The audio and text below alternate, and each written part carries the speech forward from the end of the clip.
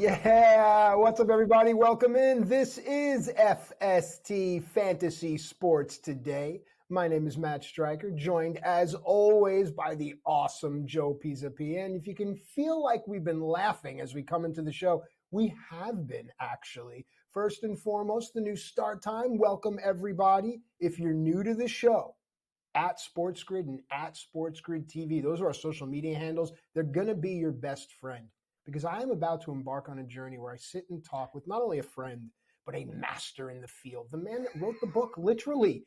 Go check out Fantasy Black Book. Go check that out and you'll see, written by Joe Pisapia. Name is right there. We get him here now. So many things he's going to talk about for the upcoming baseball season, how to dominate.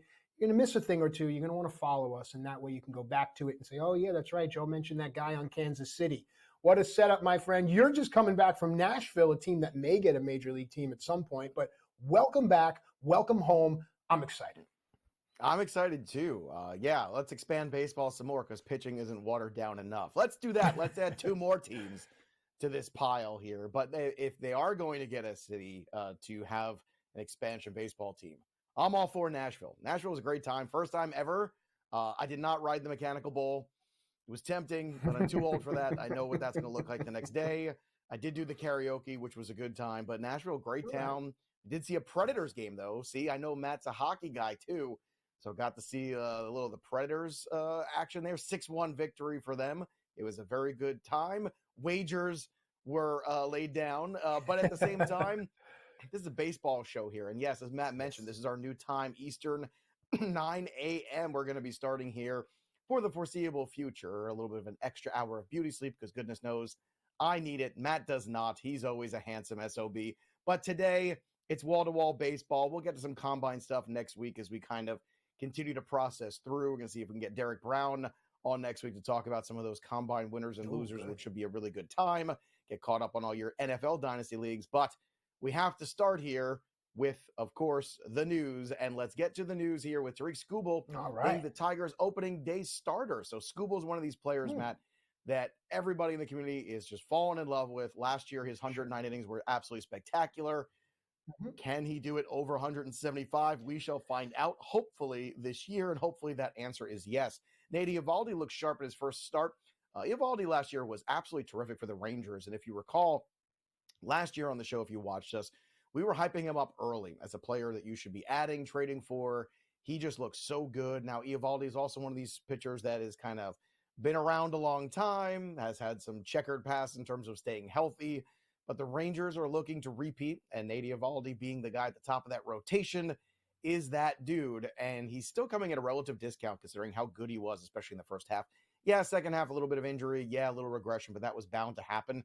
However, he's still a very interesting pitcher investment on the board.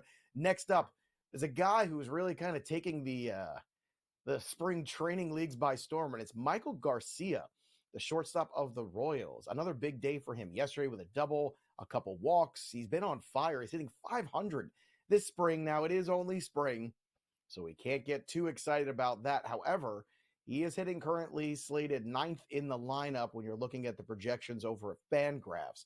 This is a player that could easily leapfrog all that, go to the top of the order at some point if he does. And last year was a pretty solid end to the season for Garcia, very under the radar.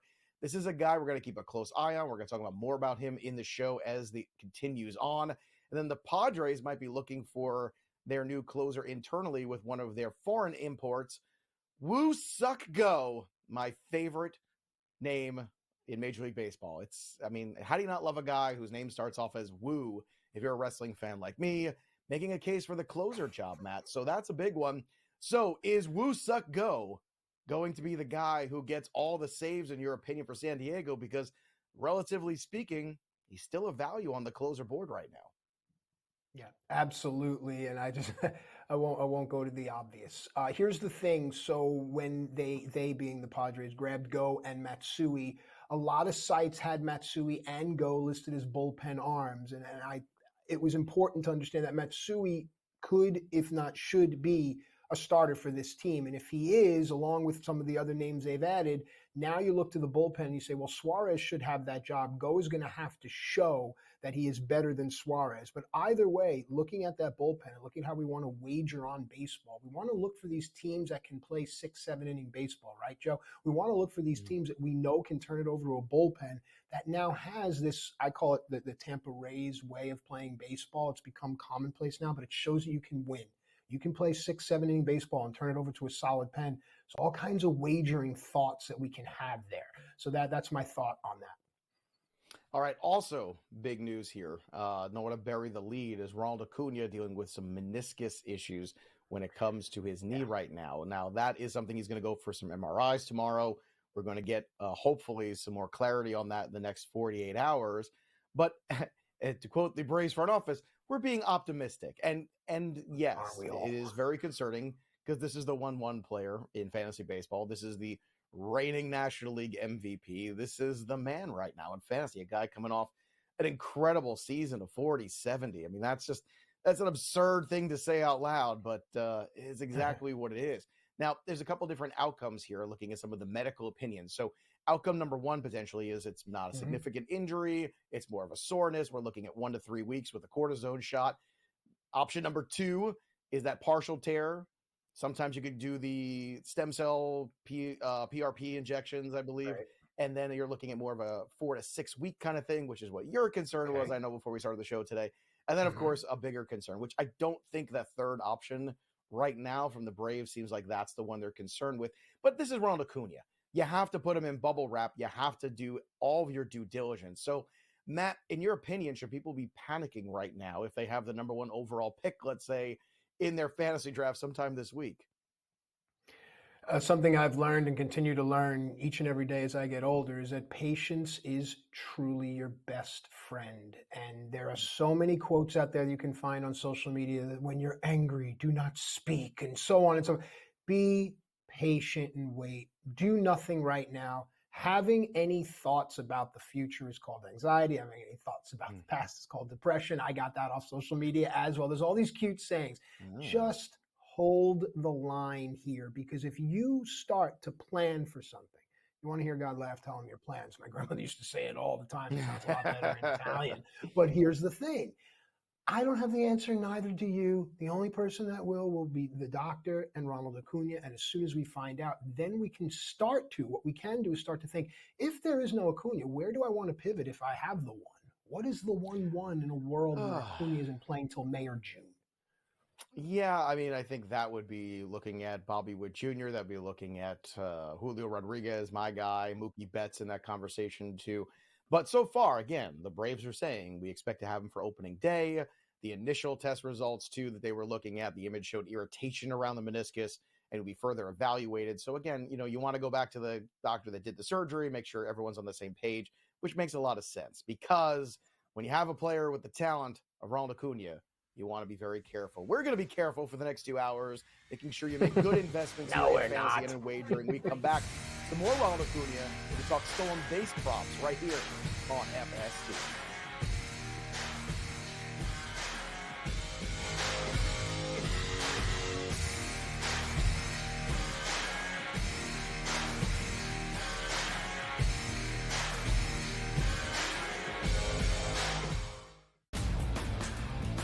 The Lakers lose by double digits last night on the road in Phoenix against the Suns. The Suns get their first victory following the All-Star break, winning by 10 and covering. Anthony Davis played 42 minutes in that game. LeBron James played 37 minutes in a loss. This is the same thing. It's like repeating this over and over and over. Sure, you want to win these basketball games? Yes, but you sort of say to yourself, all right, at what cost do we have? The Early Line, only on SportsGrid. The Bostonian versus the Book. The first unanimous number 1 team this season in the AP poll, which is the kiss of death. True. Right now, given what we've seen winning on the road in college basketball, it's a kiss of death to walk in there as a unanimous number 1 team in the country. Everyone says you're awesome. Everyone's telling you how great you are. And you go up against a coach, who has your number for the most part. The Bostonian versus the Book. Guess what? Rock fight alert. Rock fight alert. Look at this Missouri-Tennessee score at the under 16. 1-0 Missouri. What is that? Watched the entire Penguin game on Sunday. Been watching a lot of their games. I feel like we're seeing the end of the Empire. There's talk of them maybe trading some big names. Game time decisions. Only on SportsGrid. The NBA comes out with every game, last 2-minute reports of every game. Do know that they just say there were 2 missed calls on Jalen Duren that could have decided the game. One was a foul on a shot, and another was an offensive rebound. That means there could have been another 4 free throws for the Knicks, so it still could have been a moot point. We still got to do better. We have the technology. Let's use it the right way. Betting above the rim. Only on SportsGrid. It's smarter to be on SportsGrid. Your 24/7 sports wagering network.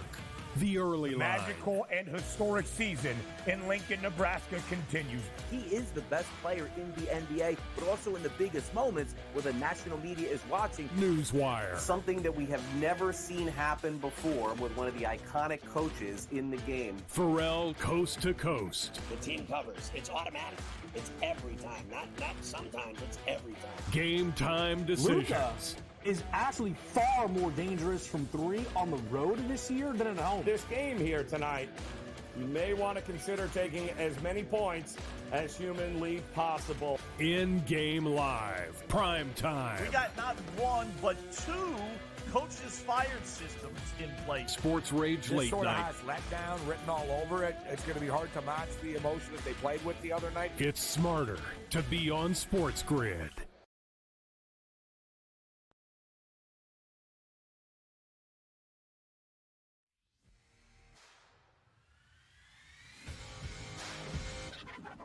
Break.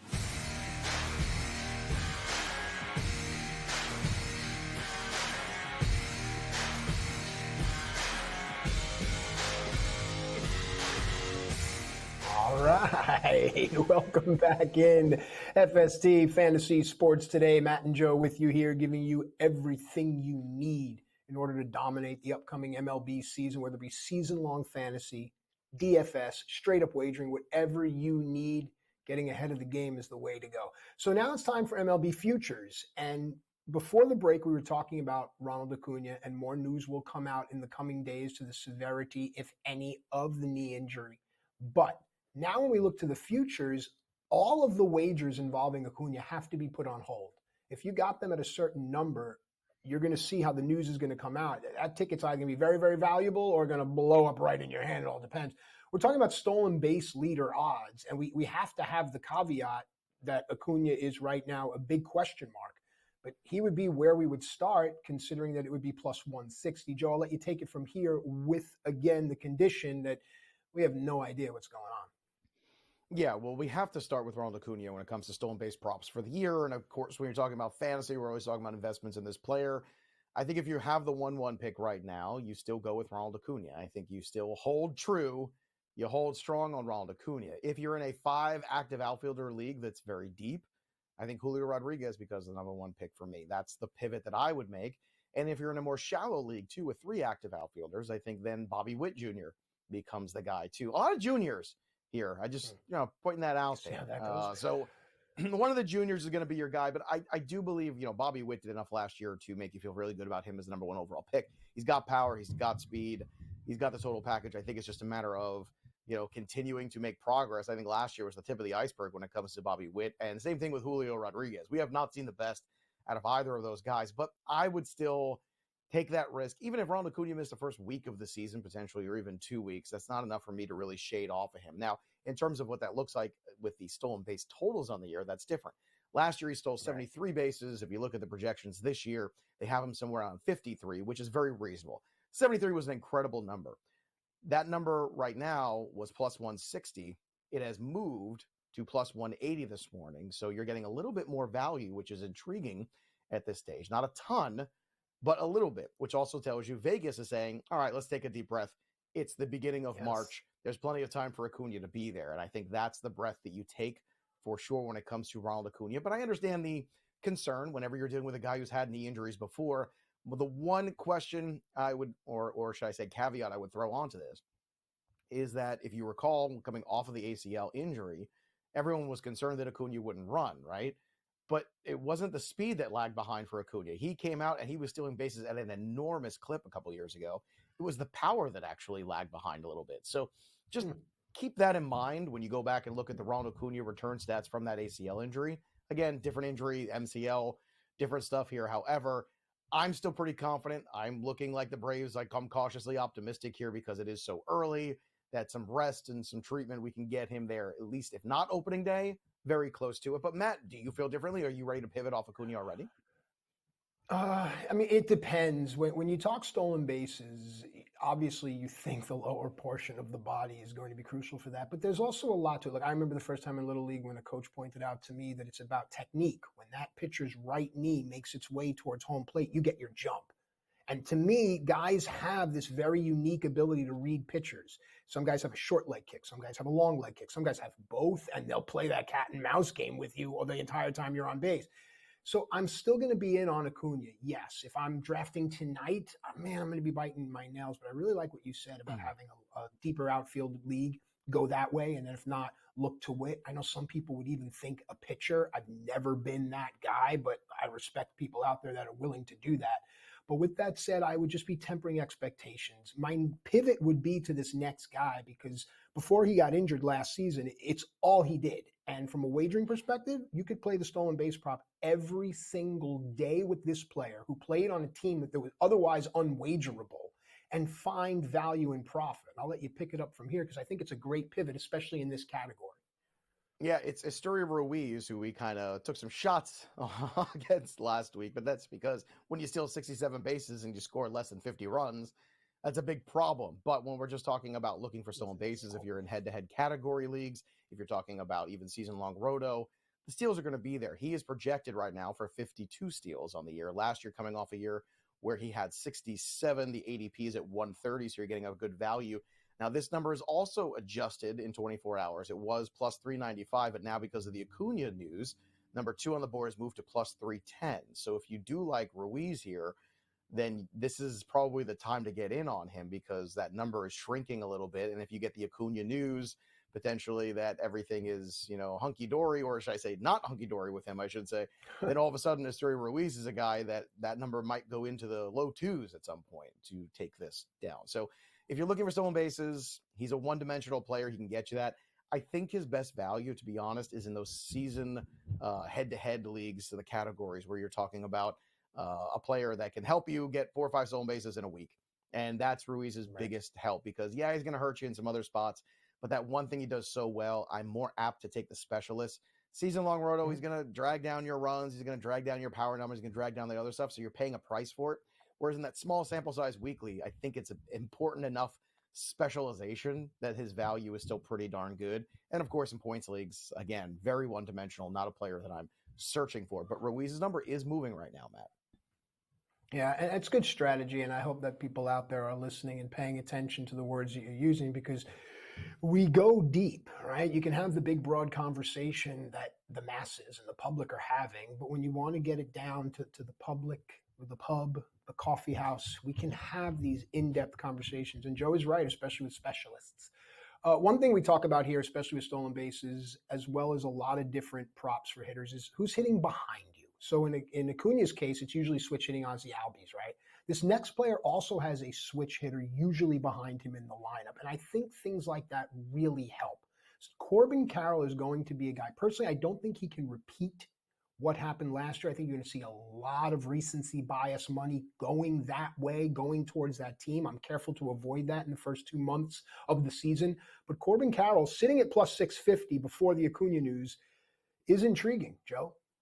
Yeah, sitting at plus 650 before that news, now at plus 600. I mean, Corbin Carroll did have 54 stolen bases. Now he's projected for 43 so far this year. Those projections are always going to be a little bit lower.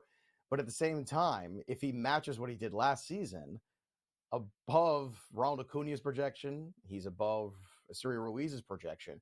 So he becomes a really interesting number here. Now, I will respectfully disagree with Matt Striker. I think he can repeat what he did last year. That's how much I believe in this player.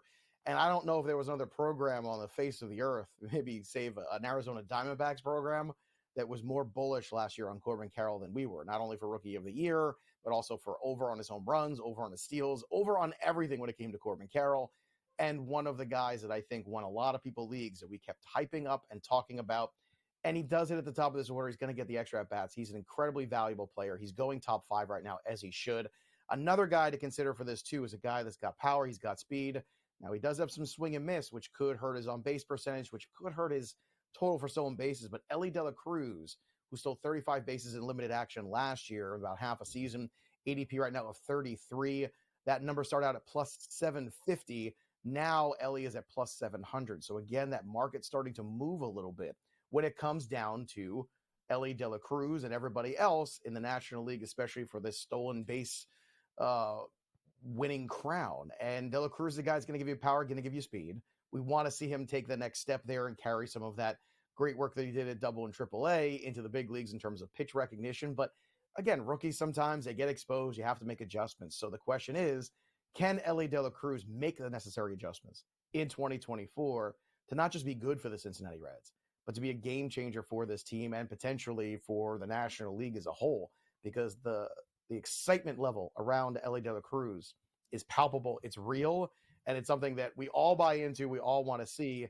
Now it's just a matter of, can he put it all together in 24? We'll see. Let's take a look at the home runs when we come back. Who's going to be at the top of the board? We'll have to wait to find out.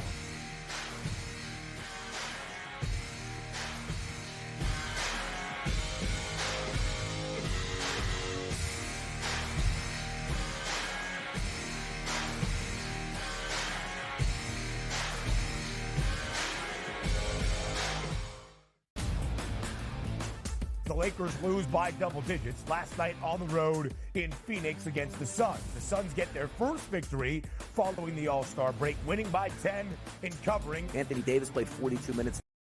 Played 37 minutes in a loss. This is the same thing. It's like repeating this over and over and over. Sure, do you want to win these basketball games? Yes, but you sort of say to yourself, all right, at what cost do we have? The Early Line, only on SportsGrid. The Bostonian versus the Book.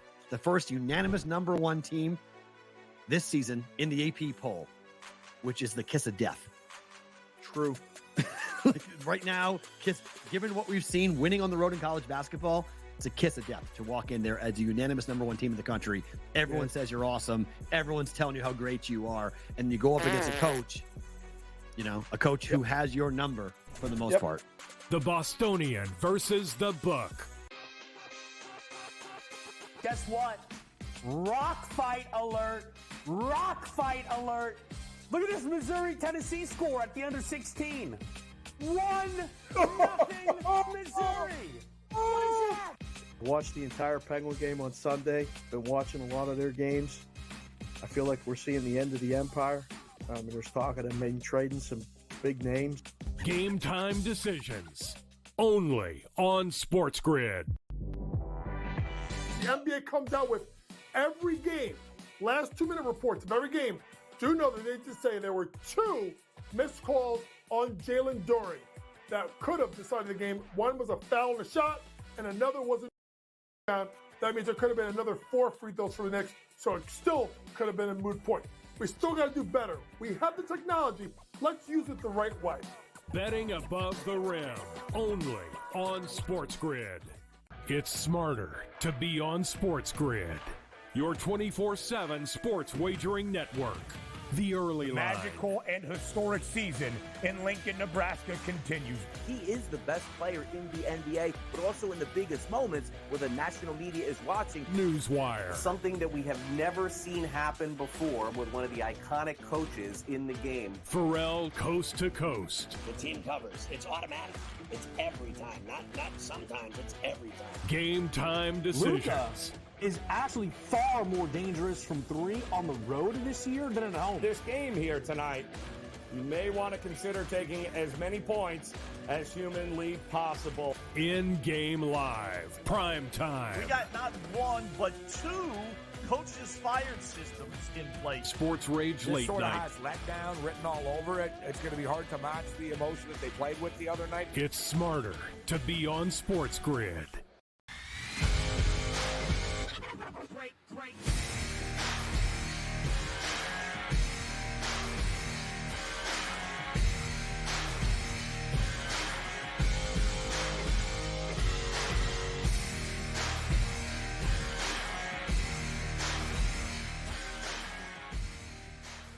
All right, welcome back into FST Fantasy Sports Today. Matt and Joe with you here, getting you ready for the upcoming baseball season.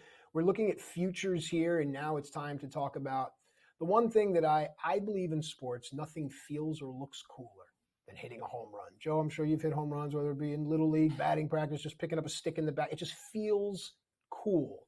Now, Mickey Mantle once said that after he hits a home run, he runs with his head down because he figures the pitcher feels bad enough, right? Fast forward 70 years, Daniel Vogelbach felt pretty good about hitting a home run the other day off of Garrett Cole, and I promise you that conversation will continue. But now it's about home run over-unders, and it's a fascinating conversation to have. The same way we started with Acuna with stolen bases, let's start with Aaron Judge. Straight away, the number's 43.5. I mean, Joe, I've got stats here, stuff I can talk about, but I want to know at first, your thoughts on this whole toe maintenance thing and how you think it's going to affect his home run total. Well, I think the toe maintenance thing is just something we have to be super aware of. And I think that when you're, kind of bring back last week's conversation, when you're trying to split hairs between greatness in the first round, I'm going to take Juan Soto over Aaron Judge for that reason, because that's not an issue when it comes to Juan Soto. Now, the number 43.5 does seem pretty low, but I think it's baking in the concerns of health. This is a player who we know is capable of hitting 62 home runs, as he did in 2022. In 2017, as a rookie, he had 52 home runs. I mean, this is a guy that's capable of obliterating this number. So Aaron Judge is still much in play for the home run crown this year. But when we're talking about projections and what that means for first-round talent, he's in a situation with some other guys, even at the same position. As I mentioned, Soto before, Fernando Tatis Jr. is capable of going into the 40 range. Luis Robert is another player too that I think that, 38 last year, we could see him easily go into 40 this year. So the projection right now on Fantasy Pros has Aaron Judge at 45, which I think is a good conservative number. Now it will be over this total. I would go slightly over this total because I do think even if he played, potentially somewhere around 130 something games, let's just, put it at that there will be some missed time for Aaron Judge. Okay. Well, that's the thing. I mean, you're looking at in 21, he played 148 games, 2022, 157. But before that, in 2018, there were injuries. In 2019, there were injuries. In 2023, there were injuries there where he played only 106 games. So that's the question. Is can he play enough games to get to the 40 range? I think the answer is yes, but I think that range has to be somewhere around 125 games or so.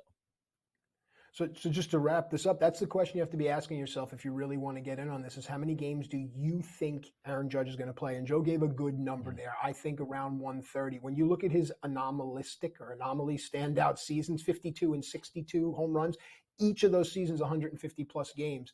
Go to the next largest total, which is 39, 148 games. But last year, 37 and 106. So if he gets to that 130-ish area, Joe's right, it's over 40. But I'm away on this whole thing completely, but I do think it's an under here. Let's move on in the same division. Adley Rutschman. The number's 19.5. And the reason I think this is curious is because in his 2 seasons, he has 13 and 20 respectively. Now, he is a switch hitter, and he should have Anthony Santander, another switch hitter, as his protection behind him. I always look at who's hitting behind you because then it tells me if pitchers are going to throw to you. Joe, I'd like to get your thoughts here. Is Adley Rutschman going to hit 20 home runs again? I think he does. I think Adley Rutschman is, in a lot of ways, underappreciated still. He is the top of the catcher board. If you were in a single catcher league with, just 12 teams, then I would advise on waiting on catcher unless Rutschman came at a very good value. Now, currently, you're looking at ADP for Adley Rutschman around 40 overall, somewhere in that range. As a top 40, 50 player, I think that he does bring enough value there. Last season, Adley Rutschman played 154 games, Matt, because he did DH as well. And I think that's the thing to take into account, that unlike Aaron Judge, I actually think the volume is safer when it comes to Adley Rutschman. He's going to catch. He's going to get days off from catching. And when he does, they're going to keep his bat in the lineup more often than not because he is that good of a player. I think it also takes catchers a little while to really adjust to that major league level because you're, worrying about the pitching staff. You're managing all these other things. Offense comes second. Adley Rutschman is one of these guys that just makes everybody better around him. He is an infectious personality. He's got that leadership skill. It's something the Baltimore Orioles, I think, have really lacked for quite some time. But 19.5 at minus 106, I mean, he hit 20 last year. So we're saying that he doesn't make any progress whatsoever. And I know they've made some changes to the ballpark dimensions. But I'm looking at Adley Rutschman, and I'm thinking that he can go over this number. Not like in the crazy 30 range, Can he get to 23, 24? I think the answer is absolutely yes. And that Orioles lineup is just going to keep getting better because you keep adding guys like Jackson Holiday and Heston Kjerstad and all these other guys that are still on the come here. To me, Rutschman, this 19.5, I think is underselling him just a tad. So I would go over here. And in 2 catcher leagues, I would be aggressive on Adley Rutschman because I think he is that solid of a player. And he's still a guy who's young enough to show you there's still levels of that development still ready to come. Yeah, I'm with you on the over here. A couple of windy nights and some favorable ballparks, and this can be had. All right, let's move on here. Bryce Harper is, to me, if you look at his stats, there's just a bulk right there in the top to the middle where it's just all home runs. This is one of my favorite players currently. 30.5 is the number. I'm going to say yes and just leave it at that, just because I think this is who Bryce Harper is. With that said, Joe, I'll let you expand. Hard yes for me too. I think 30.5 is way too low. This is one of the best numbers on the board. Last year, Bryce Harper rushed himself back. Let's not pretend like he didn't. And that was my big concern that I said, this guy was supposed to be out for, more than half a season. And he came back well before that. And the power did suffer because of it. As the season went on, he got healthier. Things came back. That lineup got better. Philly did its usual Philly flourish at the end of the regular season, gets into the playoffs and does Philly things. But Bryce Harper right now, qualifies at first base. It's a player that I think you're seeing the market is dipped on him a little bit, but I think that's really unfair because you are talking about a player that, in 2022 just played 99 games. Last year played 126 games. So now there's this concern. It's like, oh, is Bryce Harper breaking down? No, the breakdown already happened. He's tough as nails already. This is an easy number. This is an easy over for me. Right now, the projections number has him at 29. But again, I just think that's flat out wrong when you're looking at historically when he's healthy. In 2021, 35 homers. 2019, 35 homers. 2018, 34 homers. Do you see a trend here, boys and girls? Because when this guy is healthy, and he is right now, he's going to obliterate this number. So to me, this is one of the best numbers you can get on the board right now. I would take it. I don't feel very comfortable with getting Bryce Harper at the turn. I think you'll love getting Bryce Harper. And if you told me, Matt, that Harper at the end of the day outpaced Aaron Judge because of the Judge injury concerns, that wouldn't be shocking either. So keep that in mind when it comes to salary cap leagues, when people might be upbidding on Aaron Judge and underbidding on a guy like Bryce Harper. Bryce Harper might be the better return on your investment in terms of dollar spend than Aaron Judge, because at the end of the day, we're talking about a guy with 35 to 40 home run potential anyway. All right, we got about 3 minutes left before the break, and I know that you're going to want to spend probably 2 of those on this next player. Julio Rodriguez, 31.5 is the number. I see minus 120. He had 28 and 32 respectively in his first 2 seasons. Looking at lineup protection, Polanco, Garver behind him. Thoughts? Big thought here. 31.5 is the number. And last year he hit 32 after doing absolutely nothing for like the first 2 months of the season. Like everybody was panicking about Julio Rodriguez. I was not panicking. I had my MVP shares, wasn't selling off. I was still staying true. And had Ronald Acuna not been Ronald Acuna last year, and should Shohei Ohtani not been pitching as well as hitting at an incredibly high level, we've been talking a lot more about the 30-30 season that Julio Rodriguez very quietly had that I feel like nobody cares but me. I care, damn it. And if you're looking at the projections, they're at 32. So, of course, that's basically just copying and pasting what he did last year.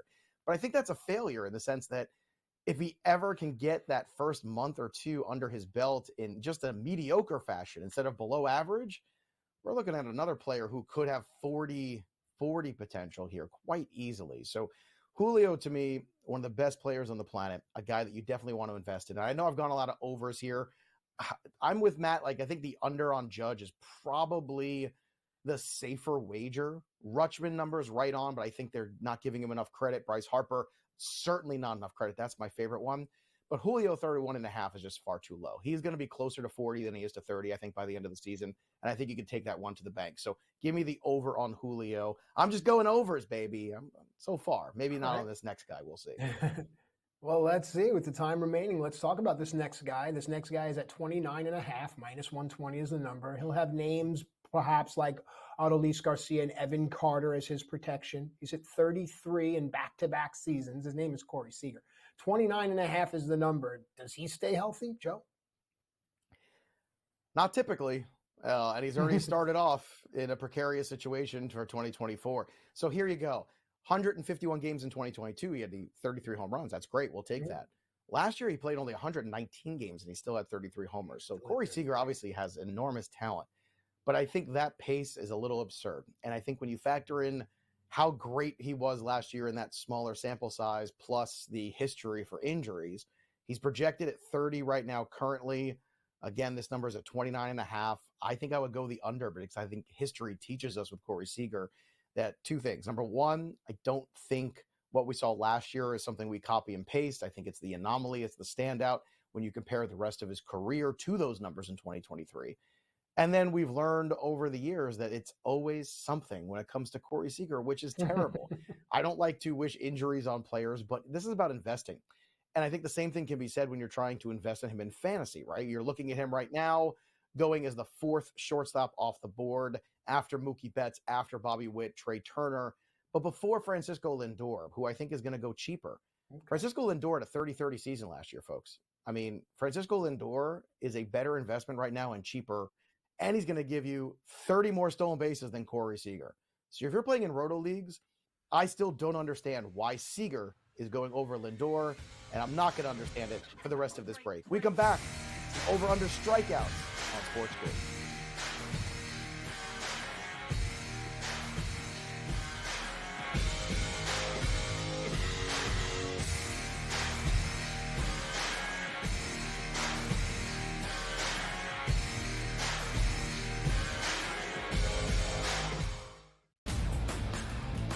The Lakers lose by double digits last night on the road in Phoenix against the Suns. The Suns get their first victory following the All-Star break, winning by 10 in covering. Anthony Davis played 42 minutes in that game. LeBron James played 37 minutes in a loss. This is the same thing. It's like repeating this over and over and over.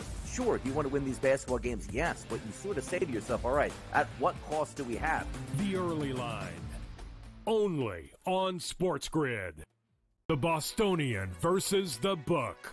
The first unanimous number one team this season in the AP poll, which is the kiss of death. True. Right now, given what we've seen winning on the road in college basketball, it's a kiss of death to walk in there as the unanimous number one team in the country. Everyone says you're awesome. Everyone's telling you how great you are. And you go up against a coach, a coach who has your number for the most part. The Bostonian versus the Book. Guess what? Rock fight alert.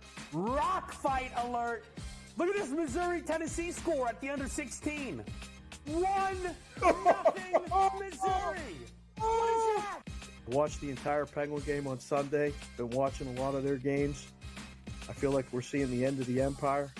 There's talk of them maybe trading some big names. Game time decisions. Only on SportsGrid. The NBA comes out with every game, last 2-minute reports of every game. Do know that they just say there were 2 missed calls on Jalen Duren that could have decided the game. One was a foul on a shot, and another was an offensive rebound. That means there could have been another 4 free throws for the Knicks, so it still could have been a moot point.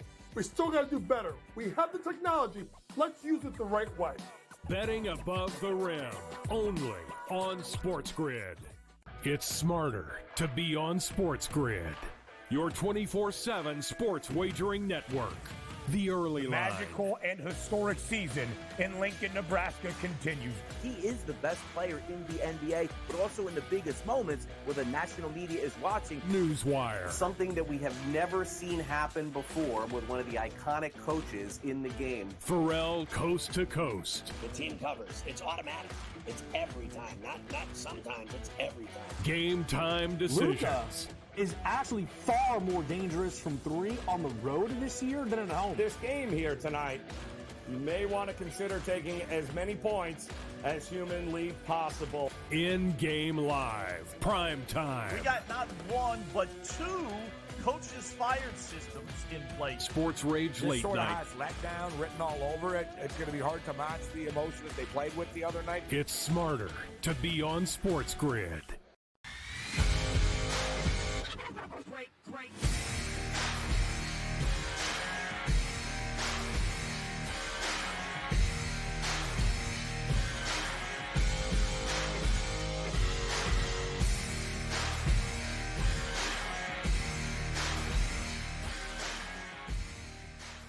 All right, welcome back into FST Fantasy Sports today, where love is indeed in the air, as it always is, man. That's the best part about baseball in spring. I mean, at least for me. Out there, do you remember the first time you didn't have to wear a jacket? Do you remember that feeling as a kid when you run outside and realize it's spring? I don't know. For me, that was very, very special. Baseball special. I mean, it's hard not to be romantic about it. We've been talking about some futures here, and we talked stolen bases, home runs. Now let's get into the K-props. And this is a cleverly named segment, and I have absolutely no reference, so I promise you I will sing no songs. My wife tells me that K-pop is essentially covers of famous songs just done by other artists. Joe, you'll have to enlighten me, but I really like this segment because it's over-unders on pitchers K-props for the season, but a lot of names that people may have forgotten. So I'll let you educate me on K-pop if you want, and then we can talk about Carlos Rodon.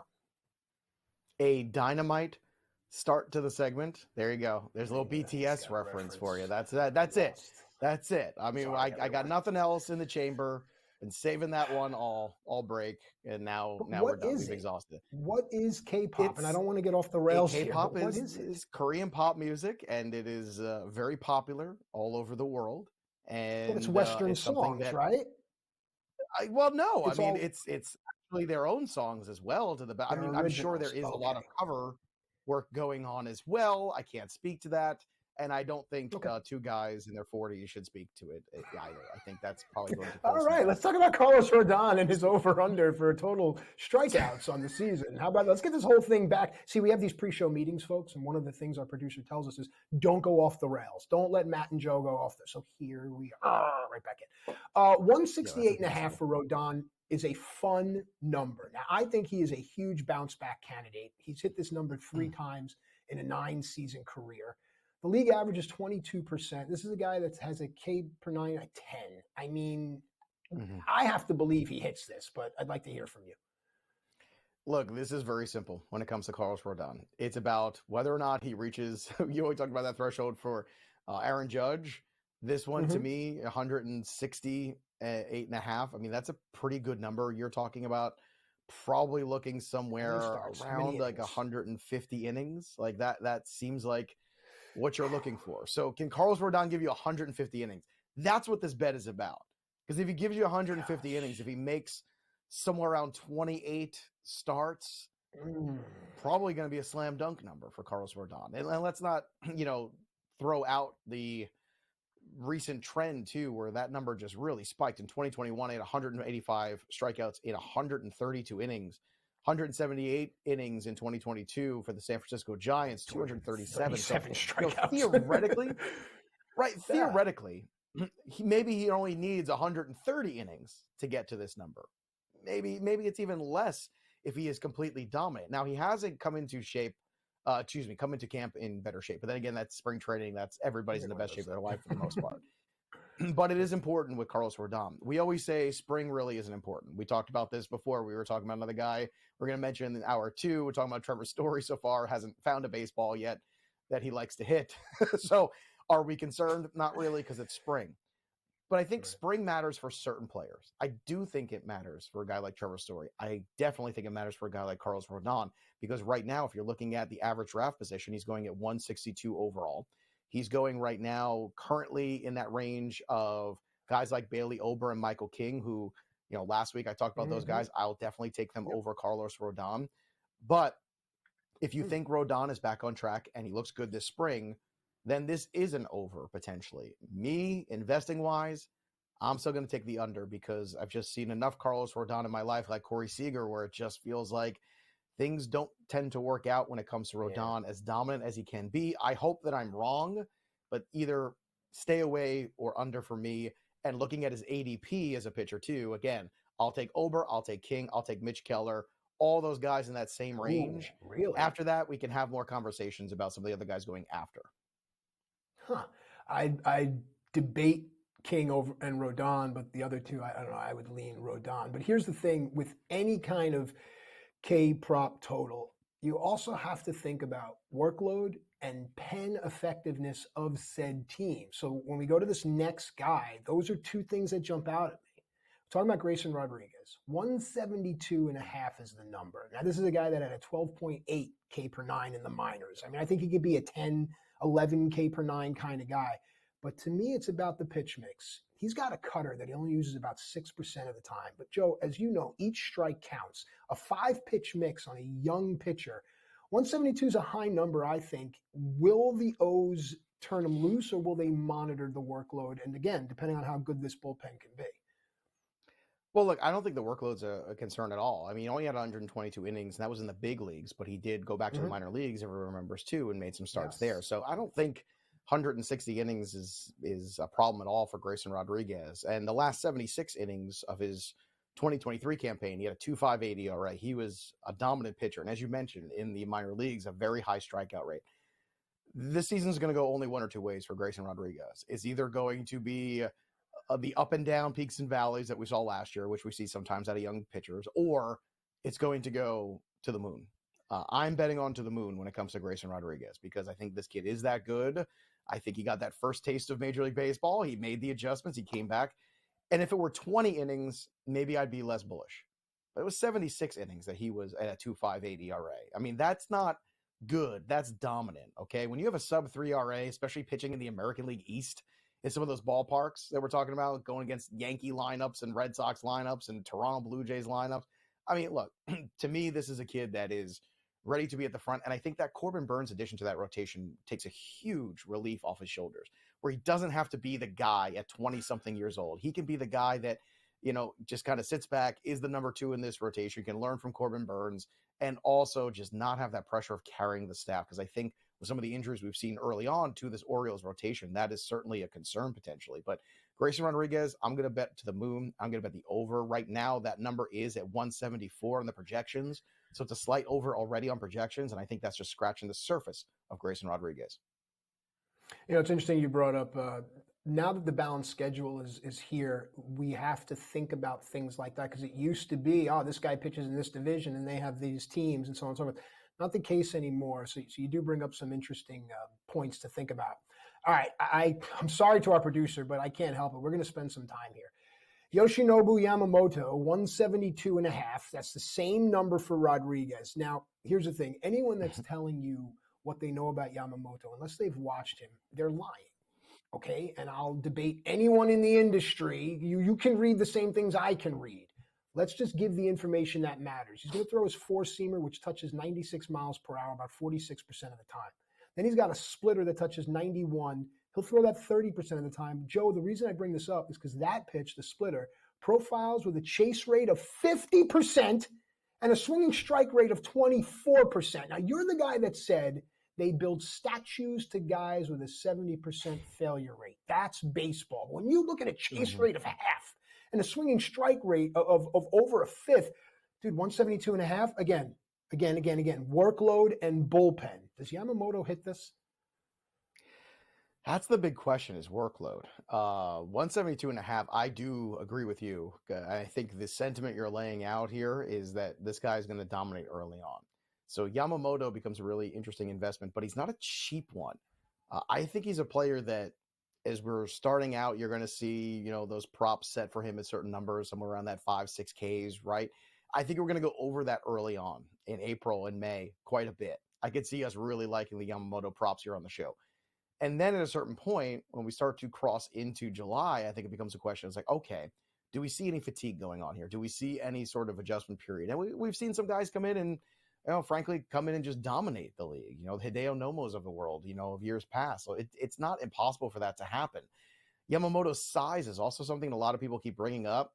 You've seen some of the workout routines too. He's very different. He throws the javelin, which I thought was a really interesting thing in terms of trying to work his shoulder muscles and other things like that. And if you look at his actual delivery, it's very much like that. He gets a big, long stride there, something that you don't see as often with some major league pitchers and a lot of the American pitchers. So that's getting the most out of his frame, which, let's be honest, is smaller.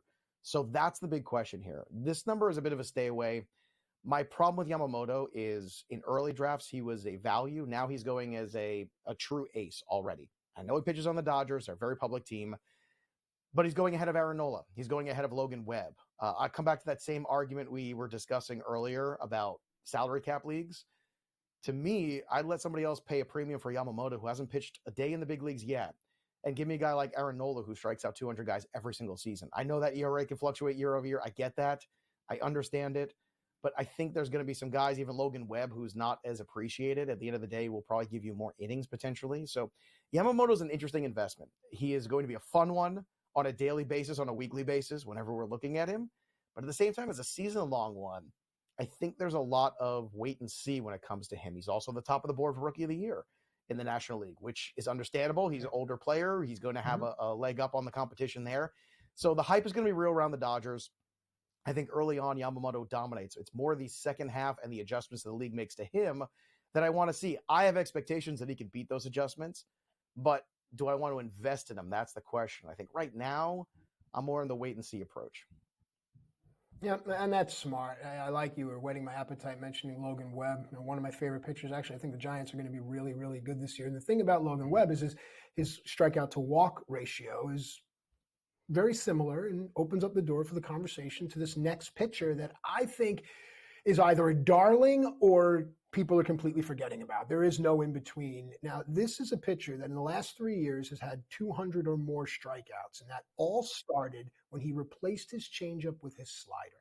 And to me, the league does make adjustments as well, but if the four-seam splitter and slider is still working for Kevin Gausman, 213.5 is a very attainable number. I'm sure you have these numbers in front of you as well, Joe, but 227, 205, 237 over the last 3 years, it's all because of switching up that pitch mix. A couple of weeks ago, we talked about, in the last 5 years, the top guys in strikeouts, and he was number 4. And I just don't think, had this guy been pitching in New York or Chicago or LA or Boston, we'd be talking a lot more about Kevin Gausman. And I don't think people are talking, and we took for granted because he was around a long time. He was a prospect that bounced around with Baltimore and then eventually kind of got moved on from it. Look at what he's become. Last year, 237 strikeouts and 185 innings. I mean, this is a player that is in his peak, in his prime. He's one of my favorites to lead the league in strikeouts. So I'm going to go over, even though this is a high number when it comes to him. The K per 9 rate last 3 years, 11.92, 10.64, 10.56, and then in 2023, 11.53. So this guy is getting better, if you can believe it, as time goes on. He is in his prime. It's an over for Kevin Gausman. I think he gets into that 220, 230 range this year. All right, really quickly, I'll throw two at you. Tyler Glasnow, 175.5, and Zach Wheeler, 187.5. Thoughts before the break? Yeah, Wheeler is the one I think you circle as you feel better about. Last year, 212. 2 years ago when he threw 200 innings, 247. So again, this is more just a matter of innings, and I think Wheeler has shown you he can get you there. When it comes to Glasnow, it's a little bit different. Glasnow, again, it has to be health. It's another guy with an insanely high strikeout rate, but the health has to be there. The innings have to be there, kind of like that Rodon conversation. So to me, I'm going to stay away from that one. I'll go with Wheeler instead on the over and stay away from Gausman because that's how I feel. Stat of the day when we come back right here on FST.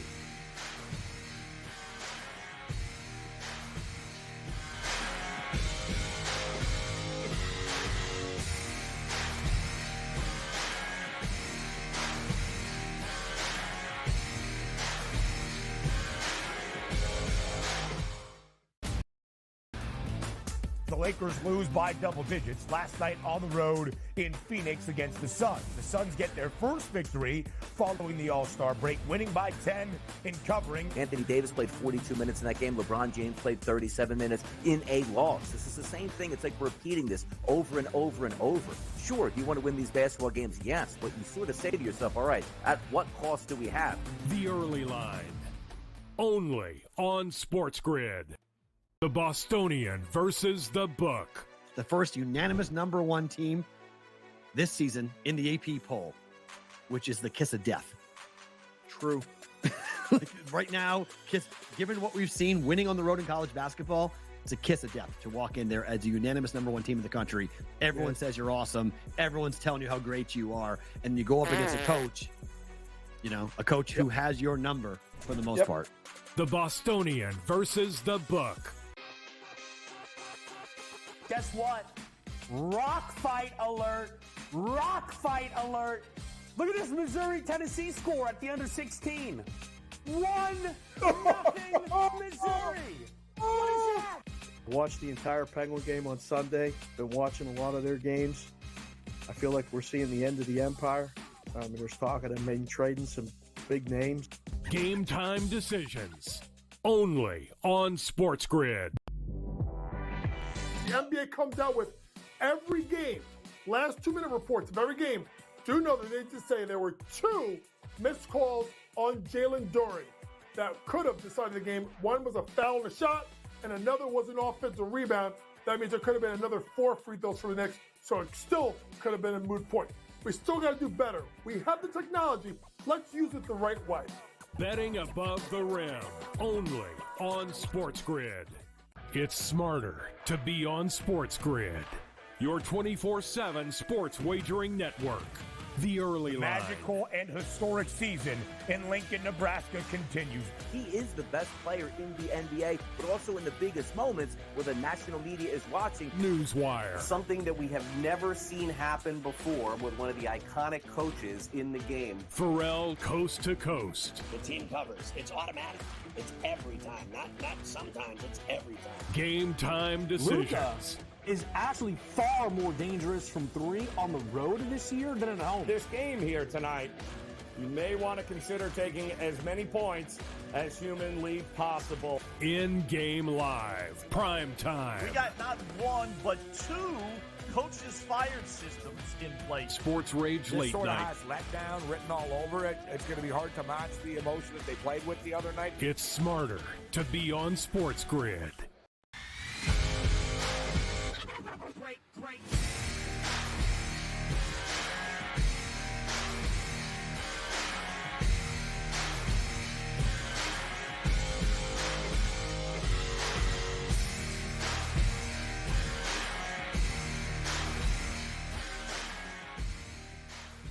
All right, welcome back into FST, Fantasy Sports Today. Matt and Joe with you here, wrapping up this bit of information, but there's so much more to come on the other side. We'll be right back. But right now, let's have a little snack, a little love nugget, if you will. Who amongst us has not taken to the break room to snack upon it's not a love nugget, it's a love something else, and I'll get to it. But anyway, I'm gonna take it away from you before something else, because I think that's probably a good idea for both of our futures here on the network. Jay Peterman's fault, not me. Biscuits, love biscuit. Some sort of a love biscuit. There you go. I want to do this whole segment in Peterman voice now, but I'm going to refrain from that, at least for now. But we didn't want to depress everybody at the top of the show with the Ronald Acuna news, so I just want to remind everybody just how special Ronald Acuna is and why you should wait for him and wait for some of this news to come out before you panic and overreact in fantasy drafts or start dropping him in your rankings. Only 2 players in the history of baseball have had seasons of 70 stolen bases, along with an OPS of over 1,000. Those 2 players are Ty Cobb, who did it in 1911, and Ronald Acuna, who did it in 2023. So as you can see, a bit of a gap there in terms of the years in which this happened. But I think, Matt, it speaks to how much the game changed in 2023 for the better in terms of bringing that athleticism back. And also, Ronald Acuna is still south of 30. I mean, how good could this guy be in the next couple of years if indeed his body holds up? Well, listen, the 70 stolen bases is one thing, but when you look at the OPS and understand what OPS measures, it tells you about the quality of the hits, right? It's not just he's getting these little rinky dinks. Yeah, I'm with you. A healthy Acuna is just going to be wonderful for baseball. Joe? Wonderful for baseball, indeed, and hopefully he will be healthy, and hopefully on opening day, and if not, shortly after. Again, let's not hit the panic button quite yet. We're not there. Let's relax a little bit and see what the news is. Speaking of the news, when we come back here for hour 2, we're going to talk about some injury news, plus a signing in Major League Baseball that just happened this weekend. Yay. Stick around, because hour 2 of FST rolls on right now.